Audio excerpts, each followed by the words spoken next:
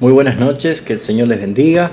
Nos encontramos nuevamente a través de este medio para compartir la palabra de Dios. Mi nombre es Raúl Oliva, soy el pastor de la Iglesia Bíblica Reformada Jesucristo es Señor. Vamos a hacer una oración para que a través de este modo podamos compartir la palabra del Señor. Oremos. Señor, te damos gracias una vez más por esta oportunidad que tenemos de abrir las Escrituras y a través de la luz que trae tu Espíritu Santo a nuestras vidas nos permitas comprender, aplicarla, Señor, a nuestra manera de vivir para poder ser de bendición a otros y para la gloria de tu nombre. Te rogamos que nos ayudes a comprender tu palabra, que la presencia de tu Espíritu Santo esté con el que transmite y con los que nos reciben, y que todos podamos admirarte y contemplar, Señor, el perfecto plan que tú tienes para cada uno de nosotros. Sea para ti la gloria y bendice, Señor, a cada hermano que está recibiendo esta palabra. En el nombre de Cristo Jesús. Amén. Bien, es importante primeramente preguntarnos cuál es el motivo de por qué tantos cristianos están sumergidos muchas veces en la depresión, en la angustia, en la desesperación. ¿Por qué hay tantos cristianos que a veces no pueden dominar el enojo, el rencor o la falta de comunión? ¿Por qué hay cristianos que abandonan con mucha rapidez sus iglesias, las congregaciones, por alguna ofensa o algo que hayan vivido? Tal vez la respuesta sería inmediatamente porque se está viviendo emocionalmente y no espiritualmente. Una de las cosas que necesitamos nosotros es ver que la Biblia no nos deja ninguna duda, nos trae claridad, nos trae a nosotros la posibilidad de evaluarnos y examinarnos a la luz de la palabra.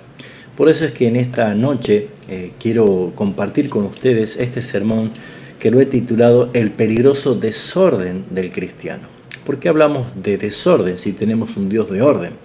Bueno, justamente cuando nosotros no hemos aprendido a vivir de la manera que la palabra nos enseña, naturalmente estaríamos viviendo de una manera incorrecta y eso trae desorden en toda nuestra manera de ser y de vivir. Por ende, ese tipo de vida que nosotros podemos llevar adelante no va a dejar otra cosa más que hacernos pasar malos momentos y especialmente tener emociones que son contrarias a lo que la palabra de Dios dice cómo nosotros debemos vivir. La cita que voy a tomar en esta noche es Primera de Tesalonicenses capítulo 5 versículo 23. Y dice el apóstol Pablo en su carta: y el mismo Dios de paz os santifique por completo, y todo vuestro ser, espíritu, alma y cuerpo sea guardado irreprensible para la venida de nuestro Señor Jesucristo. Fiel es el que os llama, el cual también lo hará. ¿Por qué es tan importante, hermanos? ¿Por qué es tan importante distinguir la diferencia entre el espíritu y el alma? Porque conocer esta diferencia, en verdad, hermanos, determina de gran manera la vida espiritual de los creyentes. Porque si los creyentes no saben hasta dónde llega su espíritu, qué es lo que puede hacer el creyente con su espíritu, y no estoy hablando del Espíritu Santo en este momento, sino es que estoy haciendo referencia al espíritu que menciona acá esta cita, espíritu, alma y cuerpo, y ese espíritu está escrito con minúscula, haciendo referencia que es al espíritu del hombre. Si no conoce hasta dónde llega el espíritu del creyente, hasta dónde puede explorar realmente su vida espiritual, ¿cómo podrá entender lo que es la vida espiritual si no conoce su espíritu o la función que cumple su espíritu? Y si no entiende la vida espiritual, la pregunta es ¿cómo va a crecer en ella?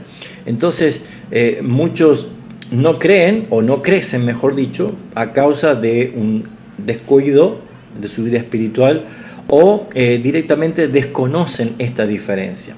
Al desconocer esta diferencia de la vida espiritual y el alma, naturalmente muchos cometen el error de confundirse, de tener tal vez creer que están viviendo algo espiritual cuando realmente pertenece a algo del alma. Y todo esto podemos ver nosotros que cuando su alma está controlando su ser, está más propensa a las emociones que a la guianza de las convicciones que nos trae la palabra del Señor. Así que si nosotros mezclamos lo que Dios separó, entonces inevitablemente tendremos consecuencias. Una de las cosas que quiero hacer referencia en esta cita es que dice: el mismo Dios de paz os santifique por completo todo vuestro ser. El Dios de paz es el que obra, el que hace la tarea es justamente Dios. ¿Y cuál es la tarea? Es santificar, la santificación completa de todo nuestro ser, que dice espíritu, alma y cuerpo. Nuestra función es guardar irreprensible esas tres áreas de nuestra vida para que nosotros estemos preparados para la venida de nuestro Señor Jesucristo. Ahora, es importante aclarar de que Dios habla de tres áreas de nuestra vida, que nosotros somos espíritu, que tenemos un alma y que estamos dentro de un cuerpo. Hay mucha confusión a veces en el orden de que se puede dar estas cosas, porque naturalmente no se conoce lo que en el diseño original de Dios ha mostrado en su palabra de cómo hemos de vivir cada uno de nosotros. Pero sí es importante que nosotros podamos entender que estas áreas, el espíritu y el alma, son diferentes porque son divisibles. Se pueden separar. ¿En qué sentido? Por ejemplo, Hebreos capítulo 4, versículo 12, haciendo referencia el autor de Hebreos a el poder y la eficacia de la palabra de Dios, dice lo siguiente: porque la palabra de Dios es viva y eficaz y más cortante que toda espada de dos filos, y penetra hasta partir el alma y el espíritu, las coyunturas y los tuétanos, y discierne los pensamientos y las intenciones del corazón.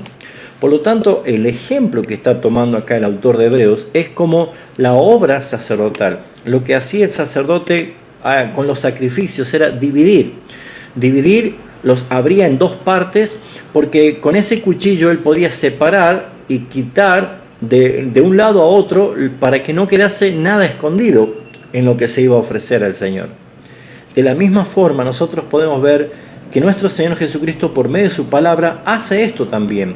Provoca una separación en lo que le pertenece a Él y separa lo que no es servible para Él. Por lo tanto, su palabra es la que penetra hasta lo más profundo y provoca esa separación de lo almático de lo espiritual, de las emociones de las convicciones. Nosotros tenemos que aprender, hermanos, de que muchas veces nosotros estamos propensos a vivir emocionalmente porque probablemente no estás creciendo espiritualmente, no estás pudiendo vivir una vida espiritual que realmente puedas ver el gobierno y el señorío de Cristo en tu vida, porque muchos creyentes están esperando sentir esas emociones. No siento a Cristo, o quiero sentir su paz, o quiero sentir algo de parte de Dios, o que Dios me hable.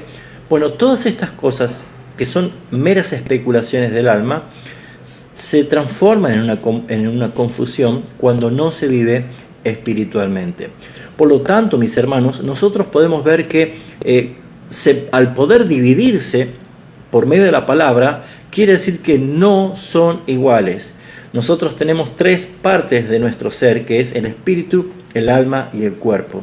Y naturalmente nosotros vemos que en el diseño de Dios, según Eclesiastés capítulo 12, nuestro cuerpo cuando muere se separa del alma. Nosotros podemos ver naturalmente de que el cuerpo, dice Eclesiastés capítulo 12, vuelve al polvo de donde fue tomado. El espíritu vuelve a Dios, pero el alma del cristiano redimido está justamente en la presencia del Señor, puesto que nosotros podemos ver que las almas de los redimidos están en espera hasta el día del Señor, hasta el día de su venida, en la cual seremos resucitados y nuestros cuerpos glorificados van a ser nuestra nueva habitación para estar para siempre con el Señor. Pero para esto necesitamos ver lo siguiente: ¿cómo es lo que Dios dice en su palabra? Pues Dios dice que Él santificará por completo todo mi ser, espíritu, alma y cuerpo. Son tres áreas en las cuales muchos de los creyentes desconocen la función de cada área y por qué es tan importante guardarlos irreprensibles para la venida del Señor Jesucristo. En el diseño original, en la creación, allí en Génesis capítulo 2, versículo 7, dice claramente que Dios formó al hombre del polvo de la tierra y sopló aliento de vida en su nariz y pasó aquel hombre a ser un ser viviente. Esa palabra, el ser viviente, quiere decir un alma viviente. ¿Por qué? Ese primer hombre creado por Dios recibió el aliento de vida en su nariz. Cuando el aliento de vida entró en contacto con el cuerpo físico que Dios había creado, se produce el alma. El alma es el resultado de la unión entre el cuerpo y el espíritu del hombre que ha recibido como el aliento de vida o el soplo de vida que viene de parte de Dios. Por eso es que la Biblia llama al hombre un alma viviente o un ser viviente. Ahora, es importante, hermanos, entender que el aliento de vida, que es el espíritu del hombre, sustenta su vida. Una persona que fallece es porque ya no tiene el aliento de vida, ya dejó de tener esa vida en la cual lo mantenía biológicamente vivo. El Señor Jesús nos dice en Juan 6:63 que el espíritu da vida y la carne para nada aprovecha. O sea, la carne, el cuerpo, el ser sin el espíritu no puede tener vida. Pero es importante que nosotros podamos ver que el aliento de vida viene y proviene de Dios, que es el creador. Nadie más que Dios es el creador de la vida. Por más que intenten hacer la ciencia todo tipo de manera para poder crear vida, el único que da el soplo, el hálito, el aliento de vida es Dios. Ahora, sin embargo, no debemos confundir, hermanos, de que el espíritu, este espíritu del hombre, que es el aliento de vida, no es el Espíritu Santo de Dios, sino es que todos los seres vivientes que fueron nacidos, todos los que fueron creados por Dios y nacieron, han recibido el aliento de vida de parte de Dios, por eso son biológicamente seres vivos. Pero no debemos confundir ese aliento de vida, ese soplo de Dios en la creación, no es el Espíritu Santo, en la cual nosotros lo recibimos recién cuando nacemos por segunda vez. Ese nacimiento que es por segunda vez es la vida, el soplo de Dios, la vida que nos da a nosotros una nueva vida, y esa vida es a partir de ese momento la vida espiritual. ¿Por qué? Porque el Espíritu Santo y el Espíritu humano son dos, podríamos decir, entidades diferentes. ¿Por qué? ¿Dónde podemos tomar nosotros esta palabra en la cual nos muestre que no es lo mismo el Espíritu Santo de Dios que el Espíritu del hombre? En Romanos capítulo 8, 16, dice que el Espíritu, con mayúscula, hablando del Espíritu Santo de Dios, del Espíritu de Dios, el Espíritu da testimonio a nuestro espíritu, con minúscula, hablando del aliento de vida del hombre, de que somos hijos de Dios. O sea, el Espíritu Santo de Dios nos da testimonio a nuestro espíritu que somos hijos de Dios. Por esa razón es que nosotros tenemos que entender es que la palabra vida en esta expresión es la palabra chais, que es un plural, que en la cual nos muestra a nosotros de que el aliento de Dios, el soplo de vida de Dios que llegó al hombre, produjo dos vidas en el mismo ser, que es la vida espiritual y la vida psíquica, ¿sí? En otras palabras, podemos hablar nosotros de la vida espiritual y la vida anímica, o la vida espiritual y el alma. Todos los seres humanos tenemos un espíritu, un alma y un cuerpo. Pero, ¿qué sucedió con el espíritu del hombre? El espíritu del hombre ¿está vivo o está muerto? ¿Se relaciona o no se relaciona con Dios si no tiene a Cristo en su vida? Pues claramente todos nosotros sabemos que si hacemos esa distinción, podemos entender que el Espíritu de Dios ha traído una nueva vida a nosotros. Porque como dice el apóstol Pablo en Efesios capítulo 2, que estábamos todos nosotros y están todos los seres humanos que están sin Cristo. Dice Efesios capítulo 2, versículo 1, y Él os dio vida a vosotros cuando estabais muertos en vuestros delitos y pecados. La condición de todo ser humano sin Cristo es una vida espiritual muerta. Por lo tanto, lo que predomina es el alma de la persona. El alma. Cuando Adán desobedece en Edén, dejó de ser ese ser perfecto, gobernado y direccionado por Dios a través de su espíritu, que tenía su alma subordinada y al servicio de eso su cuerpo. Dejó de ser cuando Dios le dijo: si comes de este árbol, de cierto pereceréis. En esa palabra Dios estaba diciendo que en verdad iba a morir. Entonces lo que vemos nosotros es que Adán murió y fue separado de la comunión con Dios. Desde ese momento todos pecamos y todos estamos destituidos, separados de la gloria de Dios, lejos de la vida de Dios. Por lo tanto, mis hermanos, todo ser humano que tiene un espíritu, un alma y un cuerpo, su vida espiritual, según las Escrituras, es que está muerto. Para con Dios está muerto. No puede hacer otra cosa más que ser dirigido y gobernado por su alma. Por lo tanto, mis hermanos, es importante ver que el espíritu del hombre es eterno porque Dios le ha dado el hálito o el espíritu, el aliento de vida, pero sin Cristo no posee la vida eterna en la gloria del Señor. Es importante entender esto. Muchas veces en los obituarios, cuando alguien fallece, se pone: hoy ha dejado de existir fulano de tal.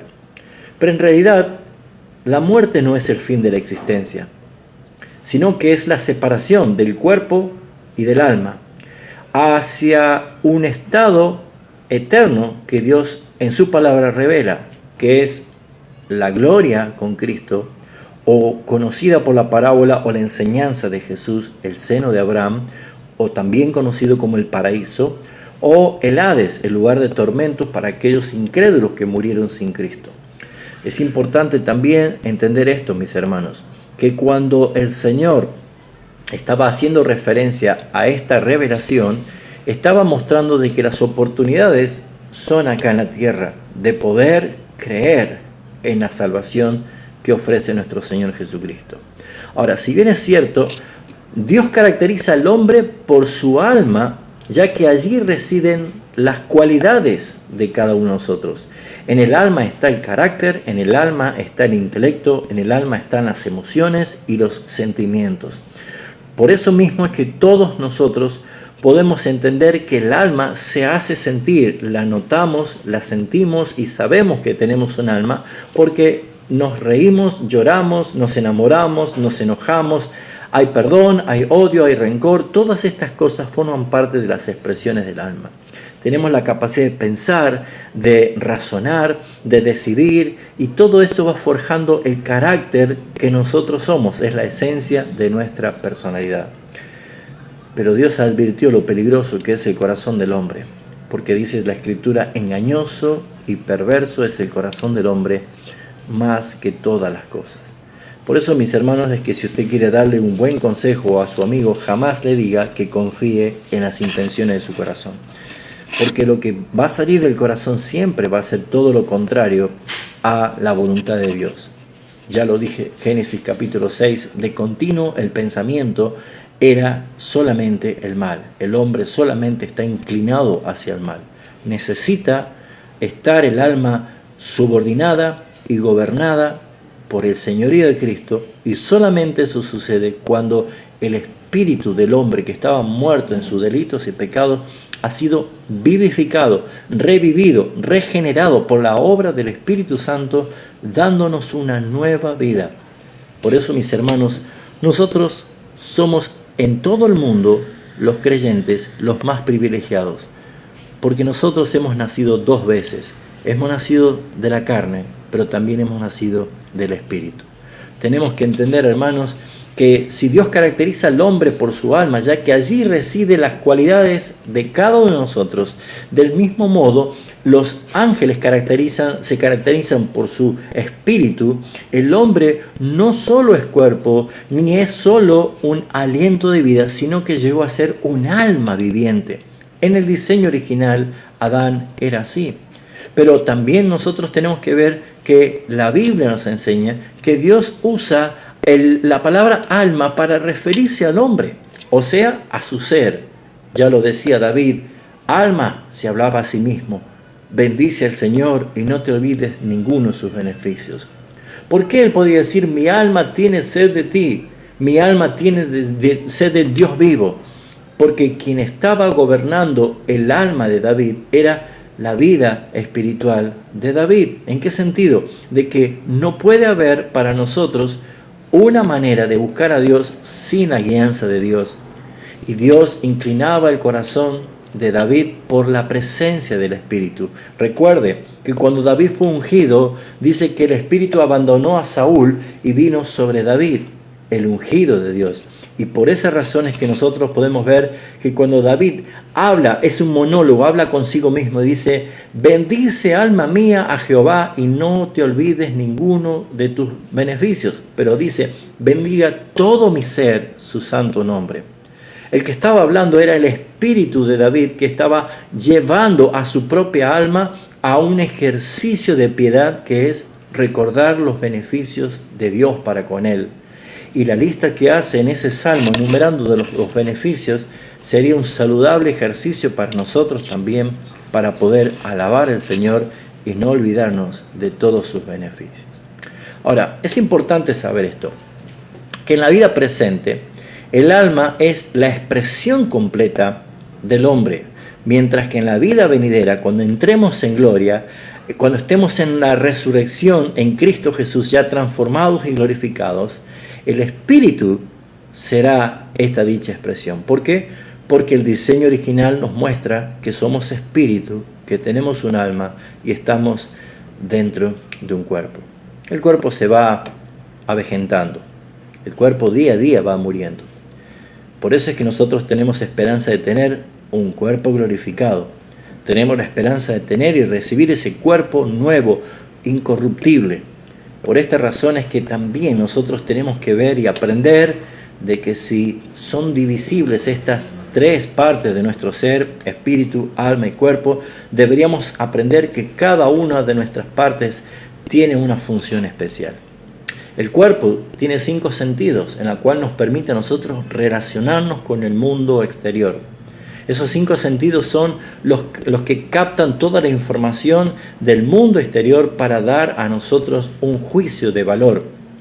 Nuestros ojos, nuestro olfato, nuestro oído, nuestro gusto, nuestro tacto, esos 5 sentidos nos permiten a nosotros recibir la información de un mundo exterior y poder evaluar esos juicios de valor genuinos. Si yo veo algo rojo y digo que es rojo, es porque estoy viendo con mis ojos y la vista me está dando a mí un sentido de valor.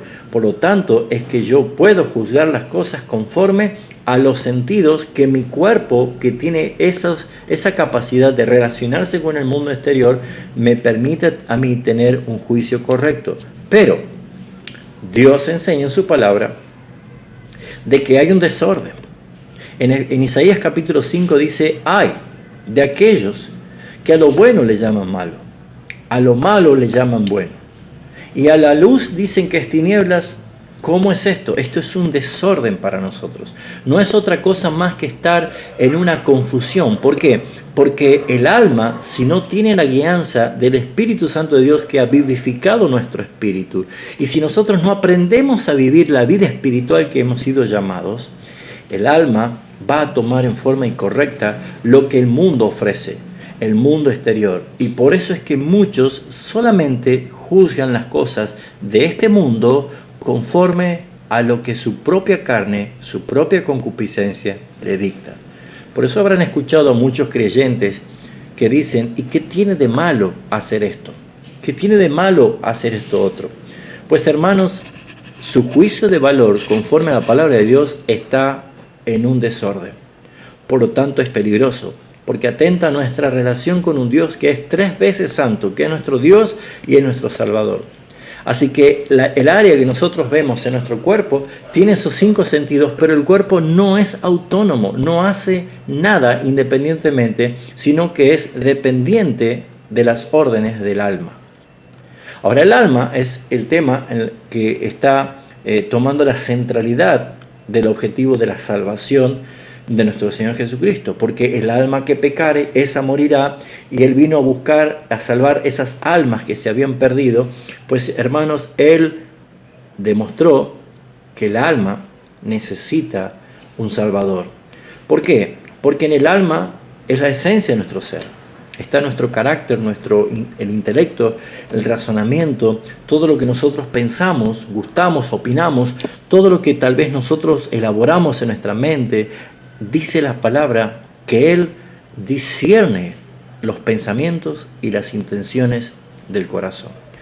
Por esa razón, mis hermanos, es que debemos entender que el asiento de los afectos y de los sentimientos hacia otros seres humanos, hacia una mascota o hacia cualquier cosa, claramente viene del alma. Por eso es que hay pasión por cosas humanas, terrenales. Por eso es que hay muchas personas que entregan su vida para cosas que para nosotros vemos según la Escritura son vanidades y que no tienen ningún valor ante los ojos de Dios. Pero ¿cuál es el problema de muchos creyentes? Es que no han desarrollado una vida espiritual como la palabra nos manda. No se han ocupado de esa forma de mantenerse o guardarse irreprensible para el Señor, mucho más para su venida. Por eso es que al no conocer la diferencia entre el alma y el espíritu, y al no conocer cuáles son las funciones que tienen, allí está un serio problema, porque muchos cristianos atribuyen a cosas espirituales lo que manifiesta o hacen en el alma, en puras emociones y puros sentimientos. ¿Cuántas personas habrán pasado al frente llorando a consagrarse o a rendirse, pero no hacen más que salir de la iglesia y vuelven otra vez a su mismo andar? ¿Cuántas personas experimentan falsos avivamientos porque son puras emociones simplemente? ¿Cuántas personas están atravesando por situaciones confusas que hasta llegan a pensar que no son salvos porque no sienten nada? Y algunos hasta caen en algún argumento místico de pretender que Dios le hable con voz audible, como que sí lo puede hacer, pero Él dice, allí está mi palabra. Dios dijo, he aquí mi Hijo amado, a Él oíd. ¿Se acuerdan el monte de la transfiguración? ¿Y quién es Cristo? Él es el Verbo que se encarnó, Él es la palabra. Y si usted quiere escuchar la voz audible, como decía John Piper, de Dios, pues lea la Biblia en voz alta y va a escuchar que tiene poder porque es viva y es eficaz. Por lo tanto, encontramos los 5 sentidos que están en el cuerpo y el alma tiene estos 3 elementos importantes, que es la conciencia, que es el intelecto, la parte de la razón, las emociones y también los sentimientos. Pero el espíritu del hombre, ¿para qué fue creado? ¿Qué tiene el espíritu del hombre? ¿Cuál es la finalidad o la función del espíritu del hombre? Pues es la parte que se comunica con Dios, que se une a Dios, la cual dice el mismo Señor Jesucristo, que Dios, siendo espíritu, busca tener relación con los adoradores que le adoren en espíritu y en verdad. Dios quiere la vida espiritual de los redimidos. Una vida espiritual sometida al señorío de Cristo hará que el alma se subordine en el orden que Dios ha establecido. Pero muchas personas confunden esta terminología, puesto que claramente el espíritu del hombre es lo que se comunica con Dios, con lo que adora a Dios, le sirve a Dios y mantiene una relación con Dios. Pablo decía, le sirvo con mi espíritu al Señor.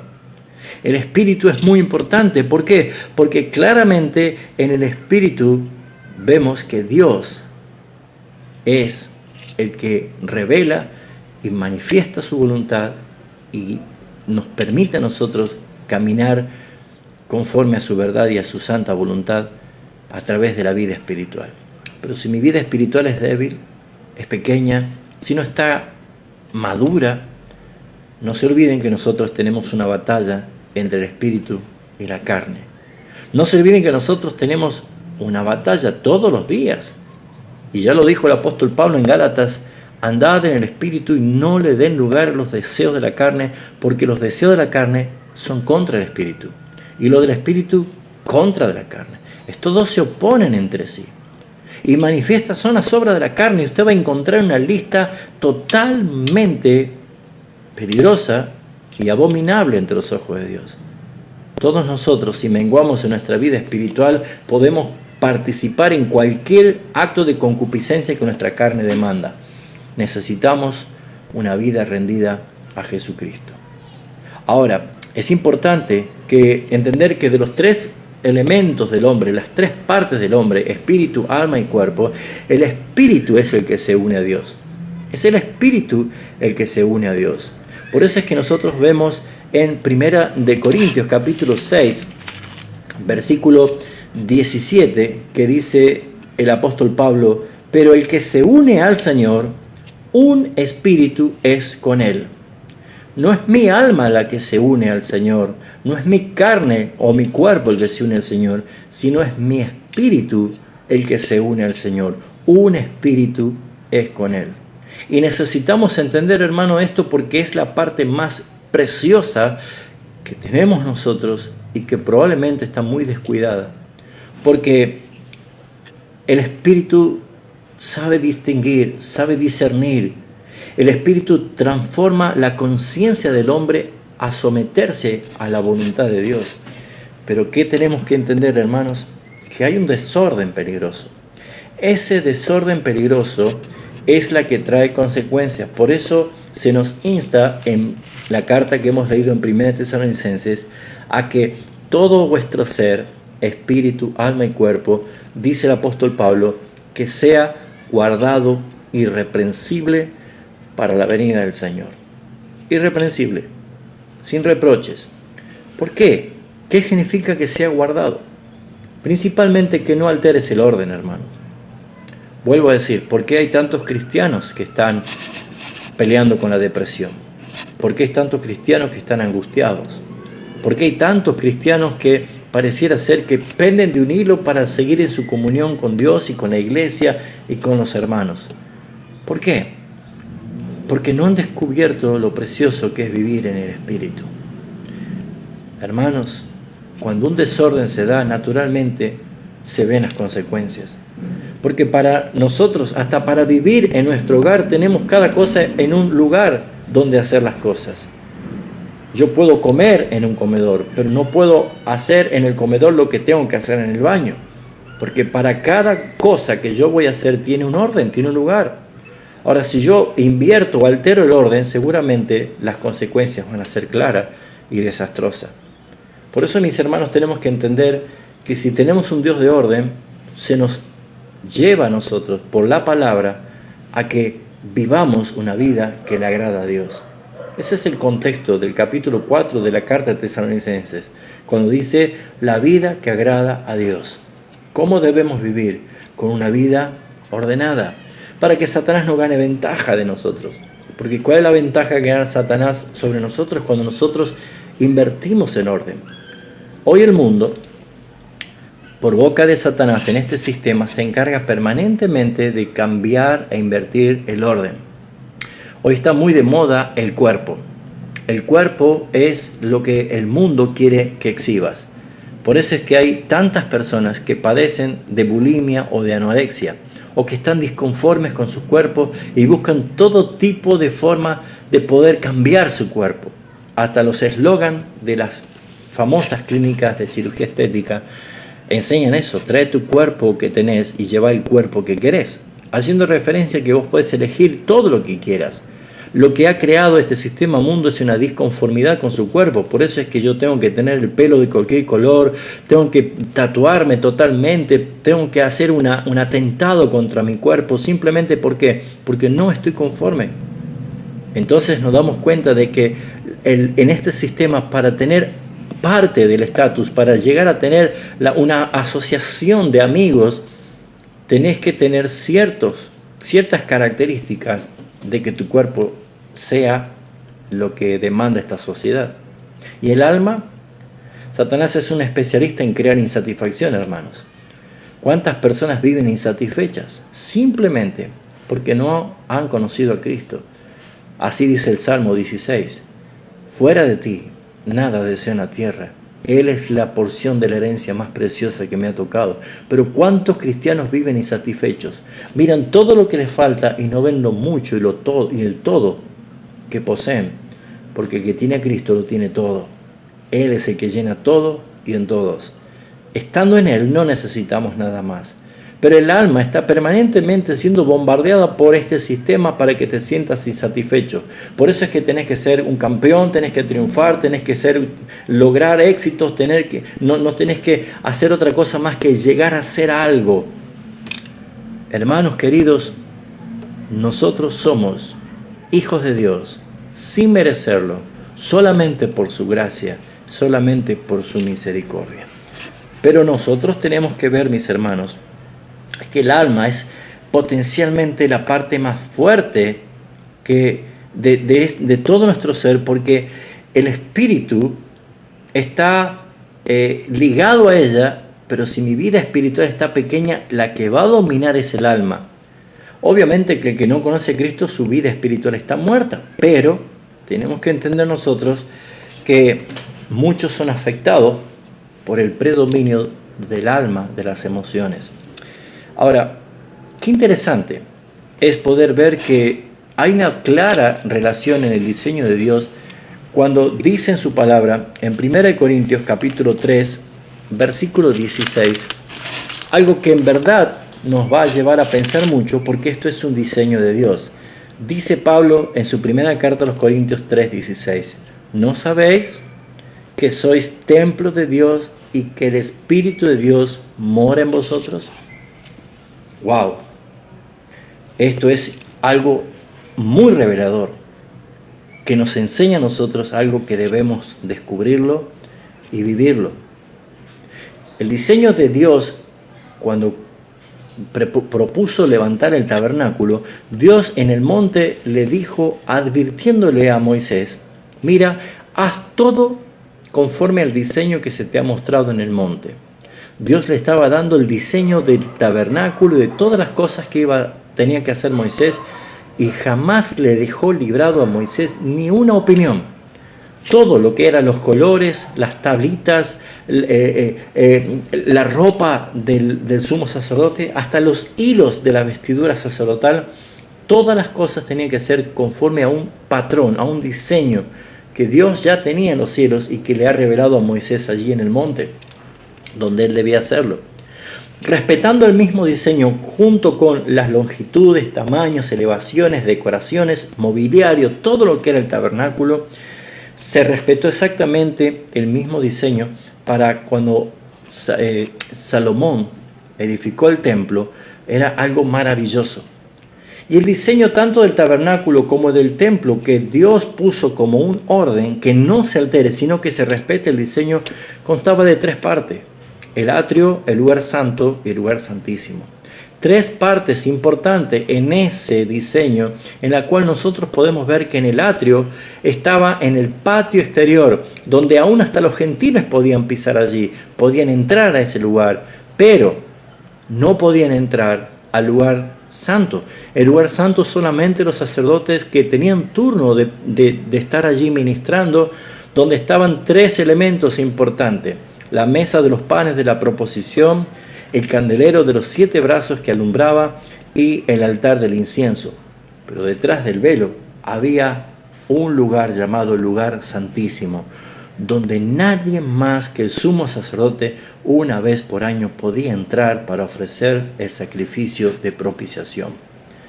Ahora, mis hermanos, es importante ver que el atrio era alumbrado por la luz del sol, porque estaba en el patio de afuera. El lugar santo necesitaba luz artificial, porque allí estaba el candelero de los 7 brazos, puesto que las cortinas y todo lo que hacía, lo que era en ese momento el diseño del tabernáculo, no permitía la luz del sol. Pero en el lugar santísimo no había necesidad de ninguna lámpara y ningún sol, sino que era alumbrado por la misma presencia, la gloria misma de Dios, representada allí en el arca del pacto. Por lo tanto, encontramos nosotros 3 áreas: atrio, lugar santo y lugar santísimo. Pero ese templo, Jesús dijo, no quedará piedra sobre piedra que no sea destruido. Tiren este templo y yo en 3 días edificaré mi templo. Él es el que edificó el templo a través de su muerte y su resurrección, porque la revelación es que esa iglesia, ese templo, donde habita el Espíritu Santo de Dios. De aquel momento fue Icabod, se fue la gloria de Dios, pero ahora la gloria de Dios vino con el Espíritu Santo a morar en cada uno de nosotros. Somos portadores de la gloria de Dios. Debemos entender, hermanos, que ahora el verdadero templo del Espíritu Santo, según la palabra de Dios, el apóstol Pablo hace esta pregunta a los creyentes, por si acaso ignoran: ¿no sabéis que sois templo de Dios y que el Espíritu Santo mora en vosotros? 3 partes: atrio, lugar santo y lugar santísimo. Es el mismo diseño. Es el cuerpo, lo que está en el exterior, el alma que necesita la luz de la palabra de Dios. El candelero es la luz de la palabra de Dios. Pero tu vida espiritual, ¿no te pusiste a pensar que el Espíritu Santo de Dios vive en ti? ¿Vive en mí? Es la misma presencia del Señor la que nos hace ser nosotros diferentes. Pues, hermanos, ese lugar santísimo, ese es el verdadero abrigo del Altísimo. Como dice el Salmo 91, el que habita al abrigo del Altísimo morará bajo la sombra del Omnipotente. Qué hermoso el diseño de Dios. Por eso, mis hermanos, es que pierdes el tiempo cuando tú estás día tras día lamentándote en vivir en una vida almática, emocional, que es un día arriba, un día abajo, un día arriba, un día abajo. Cuando nosotros somos llamados a poder vivir en comunión con el Señor, con ese Dios glorioso, ese Dios santo que habita en nosotros. El lugar santísimo no necesita luz porque allí mora la presencia misma de Dios. El lugar santo está el candelero, que es representado justamente la palabra de Dios, la que es lámpara, lumbrera a mis pies. ¿Cuánto necesita mi alma de la palabra de Dios? Cada día necesitas la palabra de Dios. Qué hermoso es ver el diseño de Dios. Pero aquel cuerpo que está expuesto al sol, esa luz del exterior que corrompe, que envejece, que daña, hay promesa de tener un cuerpo nuevo, un cuerpo glorificado. Ahora bien, nadie del atrio puede entrar al lugar santo si no tiene un oficio convocado de parte de Dios como un sacerdote. Pero ninguno de los sacerdotes puede entrar al lugar santísimo, solamente el sumo sacerdote, aún con mucho miedo de que si no estaba su vida en orden podía morir. Ahora, ¿quién entrará al lugar santísimo? ¿Quién podrá traspasar ese velo? Pues, mis hermanos, Jesucristo es el único. Como dice el Salmo, ¿quién subirá al monte de Jehová? ¿Y quién estará en tu lugar santo? El limpio de manos, el de puro corazón, el que no ha elevado su alma a cosas vanas y ni ha jurado con engaño. Sí, hermanos, yo sé que usted y yo no calificamos para hacer esto, porque esos requerimientos no son de nosotros, pero hay uno que sí lo logró. Hay uno que sí nos marcó la traza, el nuevo camino, desde el atrio al lugar santísimo. Hay uno solo que dijo: yo soy el camino, la verdad y la vida, y nadie va a llegar al Padre si no es por mí. Jesucristo es nuestro sumo sacerdote que vive para interceder por nosotros todo el tiempo. Jesucristo es a quien nosotros necesitamos. Jesucristo es el camino al Padre. Jesucristo es el que nos llenó a nosotros de todos sus favores cuando se imputó su justicia a nosotros, y ahora nosotros somos aceptos al Padre porque estamos en el amado. En conclusión, mis amados hermanos, el espíritu era originalmente la parte más elevada del hombre, y el alma y el cuerpo estaban sujetos al espíritu. En las condiciones normales, el espíritu, podríamos decir, era como la señora ama de casa o la dueña de casa. Y el alma era como el mayordomo y el cuerpo era como los sirvientes. Cuando la señora de la casa necesitaba hacer algo, pedir algo, simplemente le comunicaba al mayordomo y a los sirvientes, y ellos llevaban a cabo. Pero la señora daba la orden en privado al mayordomo. Y el mayordomo salía y hablaba con los sirvientes y les daba la orden, y parecía a los ojos de todo sirviente que el dueño era el mayordomo. Pero en realidad no era el mayordomo, sino que era la dueña de casa. Los mismos que nosotros podemos ver en cómo el Señor lleva a lo que es el dueño de la viña y los obreros. Claramente, mis hermanos, podemos nosotros entender qué importante es para nosotros saber que cuando estamos en el orden de Dios, Dios nos dice lo que tenemos que hacer. Nuestro espíritu en comunión con el Espíritu Santo de Dios nos va a llevar a obedecer y va a dar la orden a mi alma, y mi alma va a ejecutar lo que Dios quiere a través de nuestro cuerpo. Por eso es que dice, sé guardado, irreprensible, espíritu, alma y cuerpo. Tu cuerpo debe ser guardado, como dice Romanos capítulo 12, versículo 1. Presentéis vuestros cuerpos en sacrificio vivo, santo, agradable a Dios, que es vuestro culto racional. Nuestras almas redimidas por el Cordero de Dios deben estar seguras y confiadas de que estamos en Cristo, con Cristo, escondidos en Dios. Pero nuestro espíritu debe crecer, madurando en la palabra del Señor, con el alimento sólido, estar firmes para que podamos nosotros glorificar a Dios en toda nuestra manera de vivir. Por eso, mis hermanos, la importancia de entender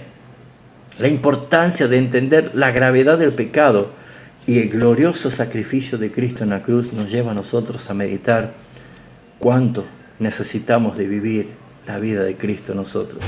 El pecado dio muerte al espíritu del hombre, y por eso es que nosotros podemos ver que esto pasó a toda la humanidad, pero vemos nosotros que el sacrificio de Cristo nos vivificó a los que hemos creído en Él. Por eso, mis hermanos, así somos nosotros llamados por parte de nuestro Señor a vivir y guardar nuestras vidas irreprensibles para el Señor. Porque Jesucristo es el Salvador y nosotros somos de Él. Él nos compró con su sangre y Él viene a buscarnos. Él viene a buscar, como dice Pablo en Efesios 5, una esposa santa, sin manchas, sin arrugas. Y dice la palabra de Dios, el mismo Dios de paz. Al decir el Dios de paz es que no está airado. Y Dios está airado todos los días contra el pecador, pero no está airado con los que han sido justificados. Romanos 5.1 dice, justificados pues por la fe, tenemos paz para con Dios por medio de nuestro Señor Jesucristo. Así que este texto le está hablando a los justificados. El Dios de paz. Hay paz para con Dios. Ya no hay condenación, ya no hay demanda. Hay un Dios que nos justificó por la obra de Cristo. Mis hermanos, el Dios de paz os santifique por completo. Todo mi ser, espíritu, alma y cuerpo sea guardado irreprensible para la venida de nuestro Señor Jesucristo. Dios es fiel. Él es fiel, el cual también lo hará, dice su palabra. Mis hermanos queridos, sé que son tiempos difíciles y tal vez momentos de gran angustia, y muchos ven de que sus vidas probablemente estén hundiéndose como una barca en una tempestad. Pero el llamado es a que nosotros vivamos conforme a la palabra del Señor y que creamos que la vida espiritual nos va a sorprender a nosotros de lo que ya poseemos y no lo que nos falta tener. Por eso es que el apóstol Pablo nos invita a nosotros, y con esto termino, en Gálatas capítulo 5, a que vivamos la vida del Espíritu. ¿Por qué? Porque el fruto del Espíritu, como dice Gálatas 5:22, el fruto del Espíritu. Cristo es en nosotros el fruto del Espíritu. Él está en nosotros. Tenemos la vida de Cristo en nosotros. ¿Se manifiesta en qué sentido? En esta obra de Cristo en nosotros. El fruto del Espíritu es amor. Usted no busca amor. Usted no pide amor. Usted está lleno de amor. Pero está y lo va a encontrar en su vida espiritual. Amor, gozo, paz, paciencia. Hermanos, usted va a decir, ¿cómo puede ser que yo experimente esto? Pues no es en el alma, es en la vida espiritual. Por eso es que la palabra de Dios separa el alma del espíritu, porque si usted vive en el alma, solamente vivirá en las emociones, pero cuando usted vive en su vida en el espíritu, vivirá por las convicciones, y entonces allí es donde se ejerce el gobierno de la vida espiritual sobre el alma. Y por eso es que vemos nosotros que aunque esté en diferentes pruebas, tendrá gozo, tendrá paz, paciencia, benignidad, bondad, mansedumbre, fe, templanza. Mis hermanos, no hay ley contra esto, porque el legislador es Dios el que vive en ti. Yo te invito en el nombre de Jesús a que le pidas al Señor que ordene tu vida. Si hay un desorden, si tu alma está ocupando en primer lugar y no tu vida espiritual, pues vas a vivir todo el tiempo padeciendo, vas a estar todo el tiempo en confusión. Necesitas vivir la vida del Espíritu. Y no es algo imposible, pues el Espíritu Santo de Dios es el que nos guía a nosotros a vivir como hijos de Dios.